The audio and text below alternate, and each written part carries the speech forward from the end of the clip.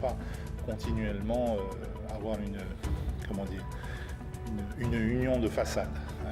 Une union, elle doit vraiment être sur des points d'accord. Et aujourd'hui, on a des points de désaccord qui sont très importants. Au Tavini Huiraatira, la fracture persiste. Une rencontre discrète s'est tenue ce matin entre Oscar Temaru et Moetai Broderson. Pas de marche arrière envisagée par le président du pays, vous l'entendrez. La recherche veut percer les mystères de maladies qui pèsent lourd sur la population. Au CHPF, l'étude Fénois-Métabogout avance au gré d'analyses en laboratoire et de la participation de nouveaux volontaires. Éclairage sur les avancées et les zones d'ombre avec notre invité, le professeur Tristan Pascar, coordinateur de l'étude. Rire et chocolat au programme d'une opération solidaire à Papara. Objectif du collectif Téhérénois à l'initiative de cette journée, offrir une parenthèse de douceur à des enfants en situation familiale délicate. Puis focus sur une opération logistique aérienne exceptionnelle entre les Tuamotu et les Rarumatei. 6 tonnes de nacre ont été acheminées de Fakarava à Raiatea par Air Tahiti. Une véritable course contre la montre pour limiter les pertes. C'est le grand format de la rédaction.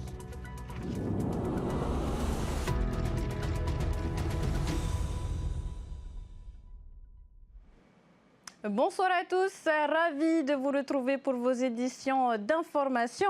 Alors que ce lundi, Pascal invite à l'apaisement, la paix paraît hors de portée dans les rangs du parti indépendantiste. À quelques jours de la session administrative à l'Assemblée, marquée par l'annonce de la démission de 15 élus du Tavini, une rencontre s'est tenue ce matin à l'abri des regards entre le président du pays et le leader du parti Bleu Ciel, Esther Cuneo, Thomas Chabrol. Il est un peu plus de 10 heures. À la présidence, Moetai Broderson et Oscar Temaru se retrouvent.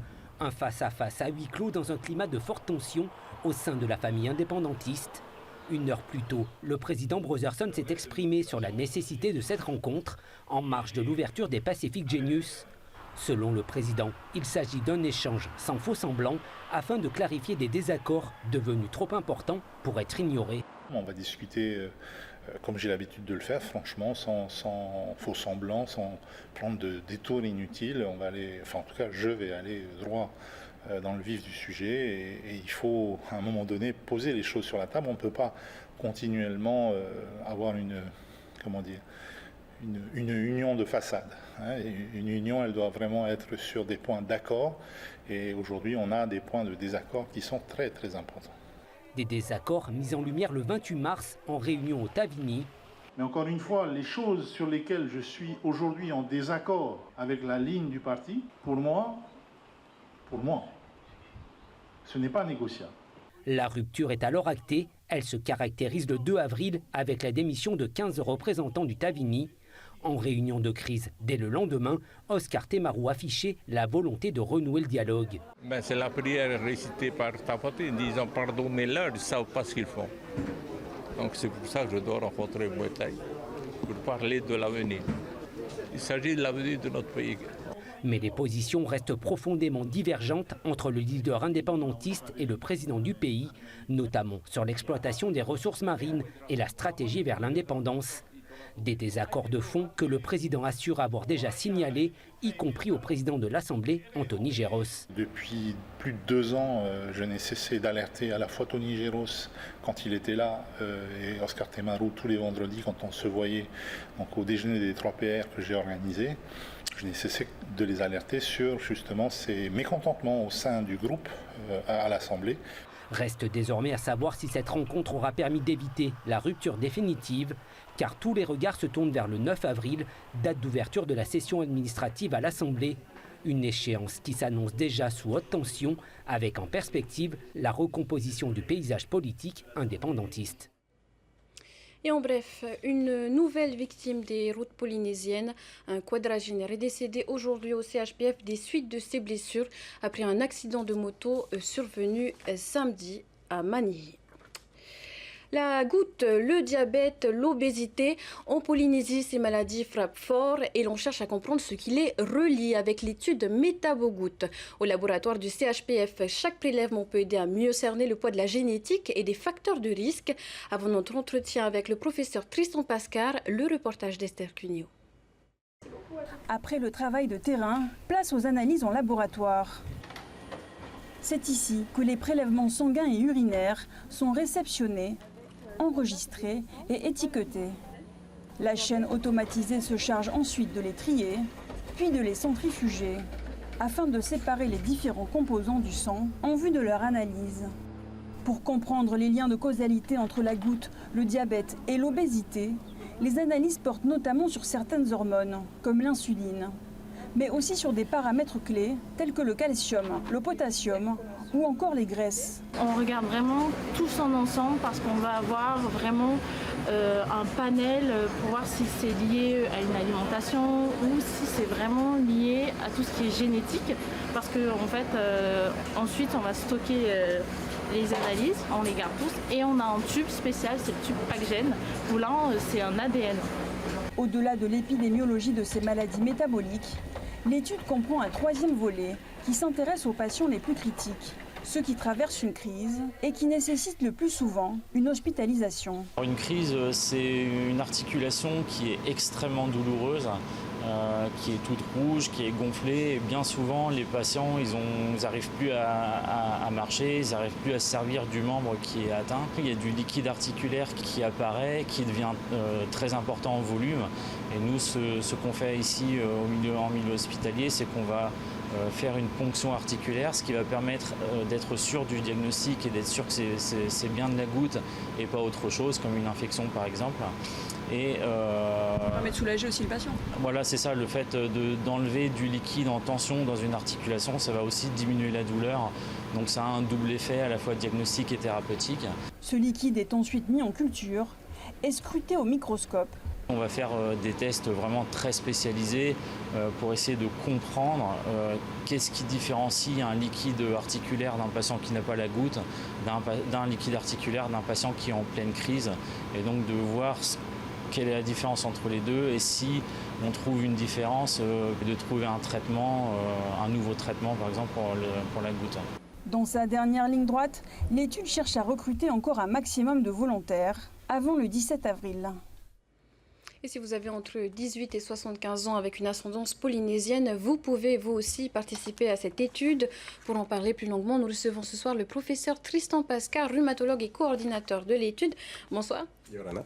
Alors professeur, vos premiers travaux ont montré que la goutte touche près de 15% des adultes en Polynésie française, un niveau exceptionnel à l'échelle mondiale, un record même.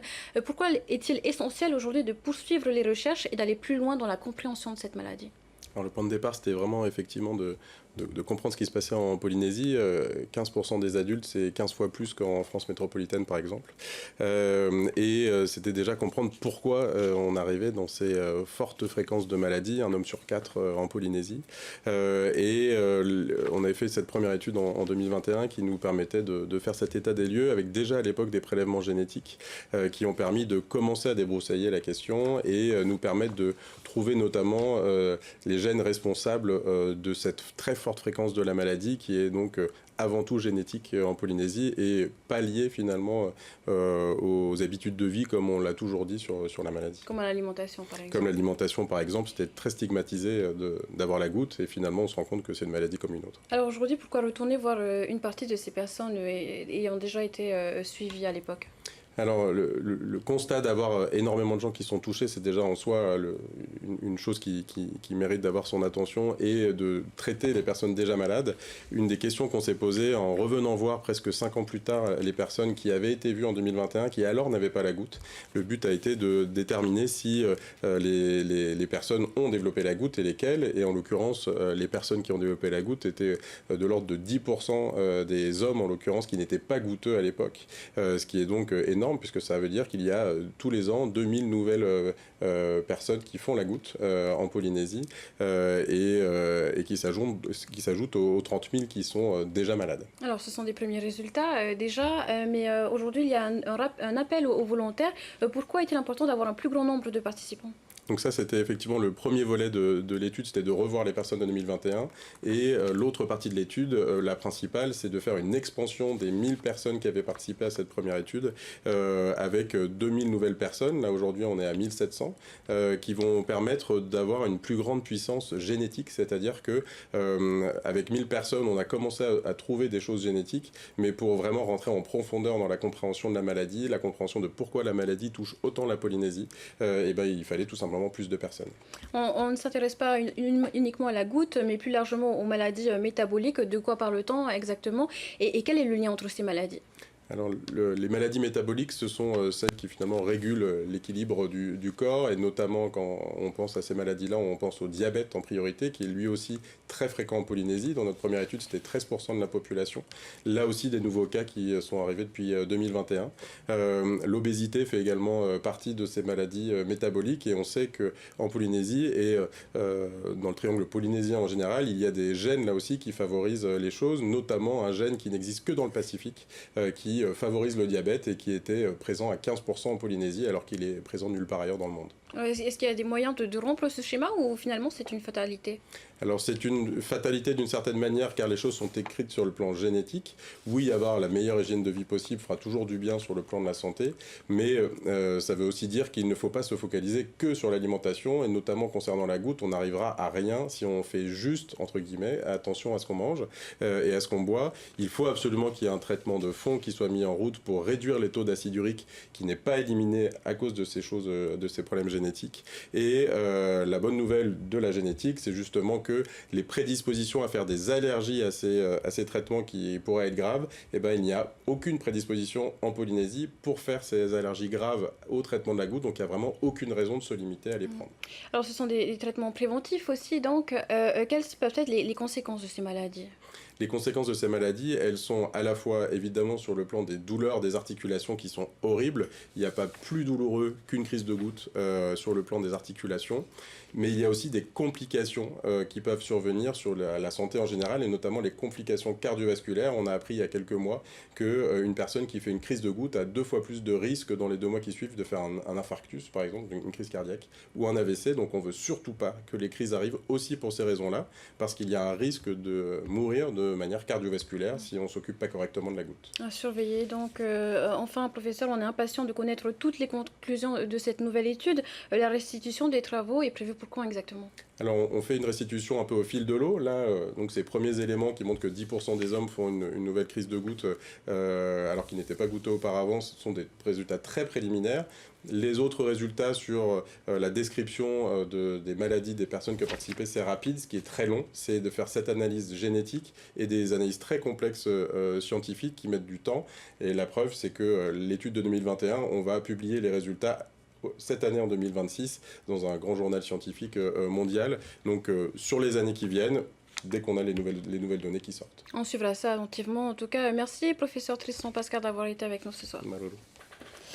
Bien voilà, une piqûre de rappel pour garder la main légère sur le sucre, même si en ce week-end de Pâques, le chocolat a parfois tous les droits. Surtout quand il accompagne de jolis sourires d'enfants, comme ce matin à Papara lors d'une opération solidaire organisée par le collectif Téhérénois. Un reportage signé Léa Gugelman. Le lapin de Pâques est passé à Papara. Rire, panier à la main et regard attentif, 9 enfants âgés entre 6 et 7 ans participent à une matinée solidaire placée sous le signe du partage. Au programme, petit déjeuner, chasse aux œufs et jeux en plein air. J'ai aimé faire la chasse aux œufs, manger le petit déjeuner et c'est tout. Une initiative portée par le collectif Téhérénois, destinée à des enfants issus de familles en situation de fragilité. Faire une petite touche pour des personnes, des enfants plutôt qui n'ont pas eu la chance de fêter Pâques, et de profiter de ce lundi de Pâques, d'apporter ce que l'on peut. Voilà, une petite touche de partage, du chocolat, être avec eux, d'être en joie avec eux, beaucoup partager en fait cette joie. Une première action pour l'association qui ne compte pas s'arrêter là. De nouveaux événements sont déjà envisagés, de quoi ravir les enfants dans les mois à venir. Des équipes mobilisées dès les premières lueurs du jour, 200 bacs à charger, un avion réaménagé et une seule priorité, aller vite. Ce soir, immersion dans les coulisses d'une opération chronométrée entre Fakarava, Tahiti et Raiatea pour acheminer 6 tonnes de nacre. Un reportage XL réalisé par Jessica Doucet, Taya Bennett et Matai Orey. Tout commence plusieurs semaines avant le décollage dans les bureaux d'Air Tahiti. Mouéveille et son équipe planchent sur un vol pas comme les autres, une liaison cargo sur mesure entre Tahiti, Fakarava et Raiatea. Disponibilité d'un appareil, mobilisation du personnel navigant et au sol, contraintes de sécurité. Ici, chaque détail est orchestré au millimètre. Donc on va partir à 7h05 pour revenir sur Papeete à 14h35. Notre priorité, ça va être d'impacter le moins possible le programme existant, c'est-à-dire avec les vols réguliers. Et justement pour ça, on va devoir faire plusieurs ajustements, plusieurs échanges avec tous les services concernés par cette demande pour essayer de respecter les contraintes de tout le monde et afin de pouvoir rendre ce vol réalisable. Et pour que ce vol devienne réalité, il faut d'abord transformer l'avion. La veille du départ, la TR-72 retenue entre en métamorphose. En quelques heures, les sièges sont retirés un à un, l'appareil entièrement réaménagé. L'opération est longue, mais désormais bien rodée. Elle a déjà été réalisée pour d'autres cargaisons comme les litchis. On reste à peu près dans les mêmes capacités de charge, c'est-à-dire 6 à 7 tonnes de charge offerte.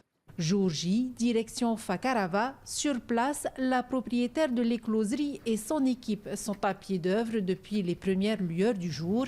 La précieuse marchandise des naissins de nacre est sortie de l'eau, puis acheminée vers l'aéroport en attendant l'arrivée de l'avion. C'est toute une organisation avec Air Tahiti. Il faut prévoir 6 mois à l'avance pour avoir les dates. Et même avec les équipes sur place, on se prépare plusieurs semaines à l'avance pour que tout soit vraiment organisé pile poil et qu'on soit à l'heure de l'avion que Air Tahiti nous a demandé. Une fois contrôlés, les 200 bacs sont embarqués puis soigneusement installés à bord. Les agents vérifient que tout est bien arrimé pour éviter le moindre mouvement pendant le vol, car la moindre erreur pourrait compromettre la cargaison et la sécurité du vol. Ça y va de la sécurité, sûreté de nos avions et puis de la marchandise qu'on envoie sur Raiatea. C'est pas n'importe quoi, c'est quelque chose, quoi. Ça y va de la sécurité. Le décollage est imminent. Un peu plus d'une heure de vol sépare Fakarava à sa destination, Raiatea. Là-bas, à Uturwa, 6 perliculteurs attendent de pied ferme la précieuse cargaison. Et à l'arrivée, la pression monte d'un cran. Les huîtres perlières ne survivent que quelques heures hors de l'eau. Sorties depuis l'aube, elles doivent être remises en mer au plus vite. Pour décharger 5 à 6 tonnes de nacre, c'est, je dirais, 45 minutes à 1 heure. De toute façon, il ne faut pas traîner. Oui, il ne faut pas traîner vu le soleil aussi, c'est pas bon pour les nacres. On va essayer de faire ça en 2 heures, sachant qu'on a au moins 40 minutes de bateau à faire pour arriver jusqu'à la ferme. Et après, on les met dans les paniers pour les protéger. Transportés avec précaution, régulièrement humidifiés, les nacres sont acheminés sans perdre une minute vers les fermes perlières. Malgré des pertes inévitables et un coût non négligeable, ce transport aérien reste aujourd'hui la seule option pour acheminer des naissins d'un archipel à l'autre. Cette opération est la 3e réalisée depuis le début de l'année. Ce sont au total un peu plus d'1 million de nacres qui ont été acheminés en l'espace de 3 mois vers Raiatea.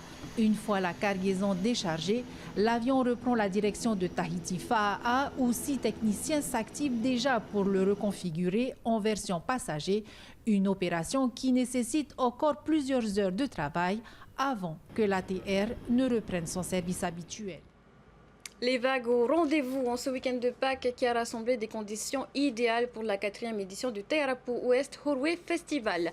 L'événement fait son grand retour avec une nouveauté de taille, l'introduction des QS en body surf, de quoi attirer les compétiteurs internationaux. Quelques résultats en bodyboard notamment. Chez les juniors, c'est Heinoa Tama qui est arrivé en première place, Sarah Lamotte en Open Femme et Tahiri Tehei en Open Homme. On écoute le président de la Fédération tahitienne de surf, Max Wazna. Il répond à Davidson Bennett. Cette année, la particularité, c'est qu'on a rajouté les QS dans Qualifying Series en body surf, donc avec des internationaux.